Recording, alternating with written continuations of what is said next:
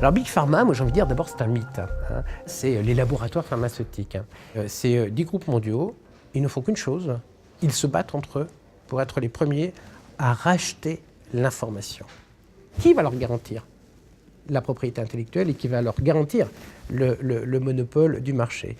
Les industriels sont rentrés dans une logique de machine à cash pour pouvoir payer le rachat de l'information et pour pouvoir payer du contentieux juridique qui ne fait qu'exploser.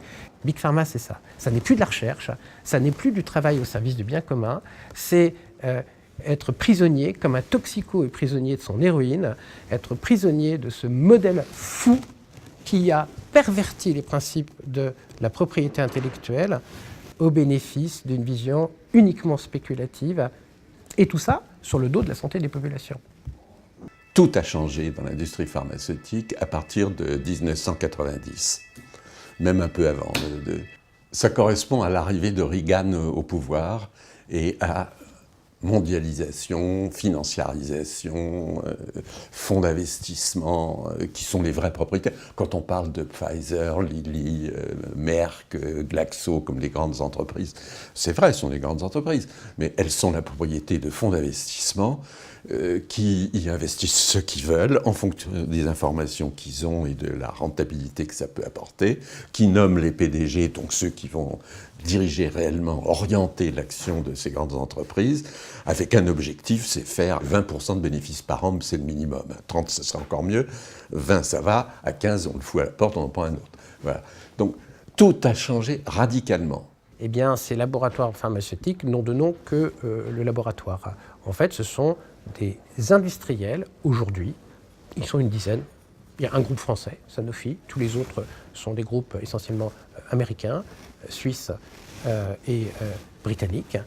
L'industrie pharmaceutique est devenue longtemps la première industrie du monde. Elle est dépassée par le numérique depuis 5-6 ans, mais elle reste numéro 2.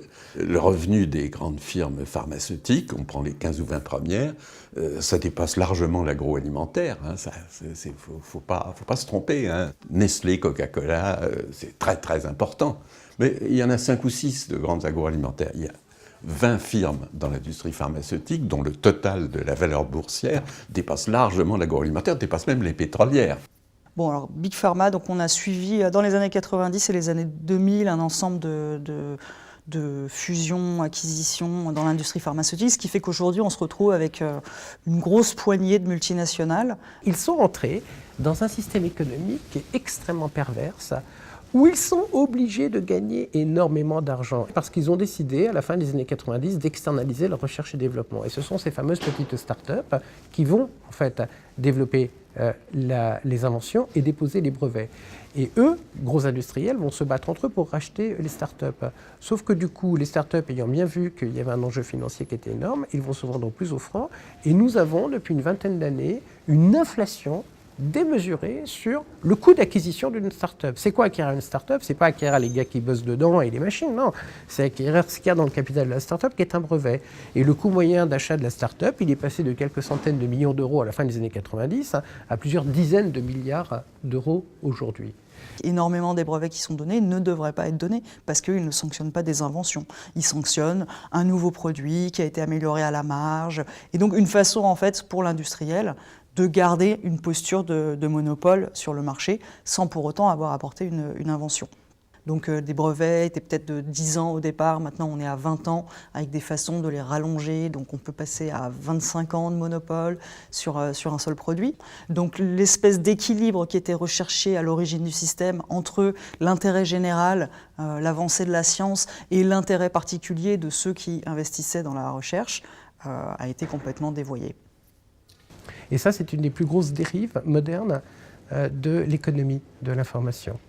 Sauf que ça se traduit à la fin par le risque de ne pas soigner des gens, le risque que des gens meurent, et nous l'avons vu, nous en avons eu la preuve, y compris en France. Ce fosbuvir, c'est le nom d'une molécule qui est utilisée aujourd'hui dans le traitement de l'hépatite C, et une molécule qui est la première d'une nouvelle génération de traitements qui est extrêmement efficace et qui permet effectivement d'envisager une guérison d'une épidémie mondiale qui concerne pas loin de 150 millions de personnes, 200 000 personnes en France. Et cette molécule est arrivée sur le marché en 2014.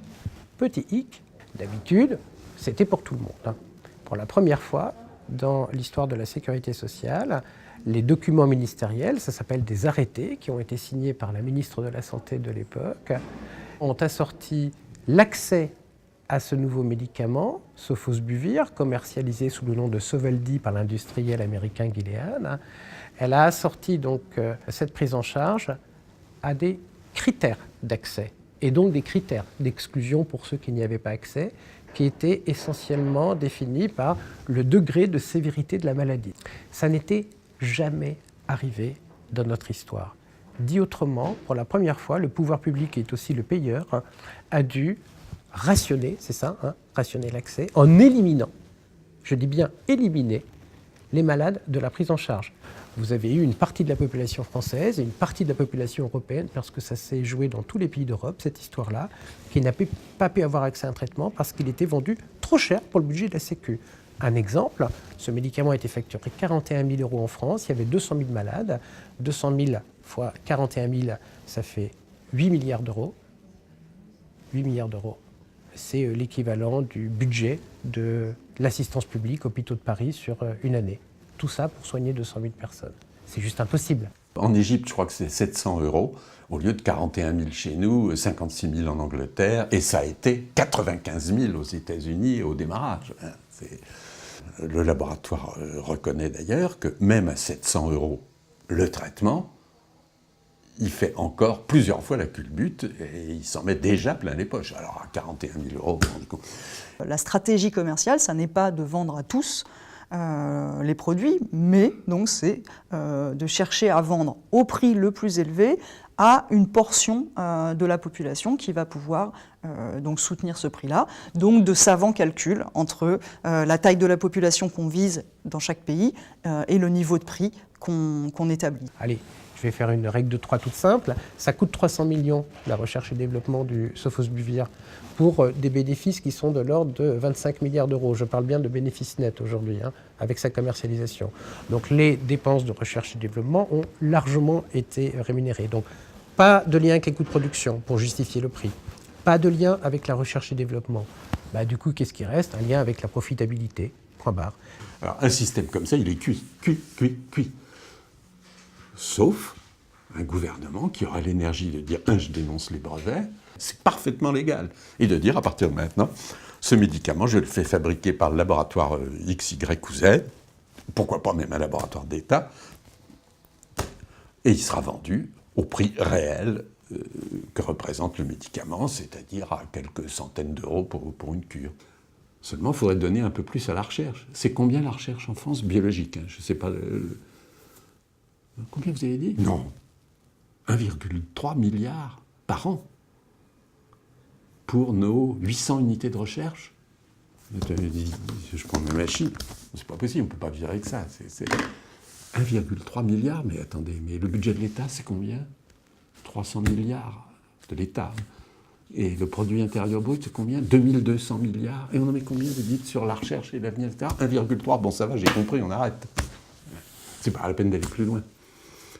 Eh bien, ce médicament, Sofosbuvir, illustre tout cela. Et il illustre, en toile de fond, la défaillance des États régulateurs qui, rappelons-le nous, ont à leur disposition des outils juridiques pour contrebalancer les effets négatifs de la propriété intellectuelle lorsqu'il s'agit du médicament et donc de la santé des populations.